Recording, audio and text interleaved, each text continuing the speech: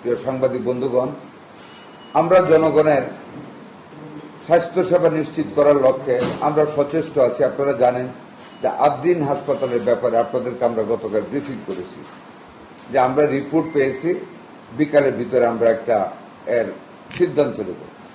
আমরা আইনানুগভাবে সকল দিক বিবেচনা করে গতকাল বিকালে তাদের অফিসে আমরা নোটিশটা নিয়েছি এবং তাদের হাতেও নোটিশ পৌঁছিয়েছি।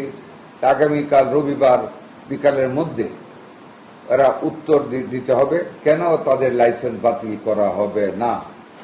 আমরা যদি সেই উত্তরে তাদের সন্তুষ্টজনক না হই, আমরা আইনানুগভাবে যতটুকুন পর্যন্ত যাওয়া দরকার আমরা ততটুকুন পর্যন্ত শাস্তির বিধান জনস্বার্থে, মানুষের জীবনের স্বার্থে আমরা নিশ্চিত করব। যেটা আদ্দিন হাসপাতাল, আমরা আমাদের পক্ষ থেকে আপনাদেরকে নিয়ে আমরা আমাদের সকল প্রচেষ্টা করেছি। আমি শুনেছি ওনারা একটা প্রেস কনফারেন্স করেছেন এটাকে বেআইনি বলে। আমরা সম্পূর্ণরূপে আইনিভাবে আইনের ব্যাখ্যা দেখে, আমাদের হাসপাতাল স্থাপনের বিধি দেখে, আইন দেখে আমরা পর্যবেক্ষণ করে আমরা অত্যন্ত দৃঢ়তার সাথে আইনানুগভাবে আমরা অগ্রসর হচ্ছি। এ ব্যাপারে আপনাদের সহযোগিতা আমরা কামনা করি। আগামীকাল বিকেলে আমরা নোটিশ পেলে আমরা তার পরবর্তী কার্যক্রমে এগোতে আমরা বদ্ধপরিকর। এতে আমরা পিছপা হব না, ইনশাআল্লাহ। এটুকু আপনাদেরকে আমরা ওয়াদা করছি। ঢালাইয়ে দৃঢ়তা, নির্মাণে নিশ্চয়তা, প্রিমিয়ার সিমেন্ট, ঢালাইয়ের রাজা।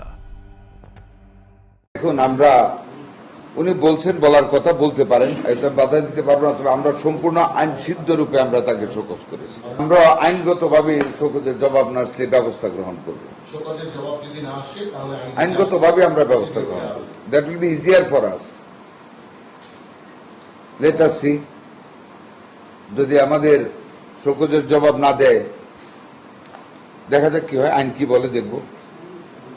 তবে থেমে থাকবো না আমি আদৌ মনে করি না। Because maybe I don't want to go further. আমি একটা কত অকারেন্স তো হয়েছে, 6টা বাচ্চা তো মারা গিয়েছে, এটার একটা ফৌজদারি মামলা হয়েছে।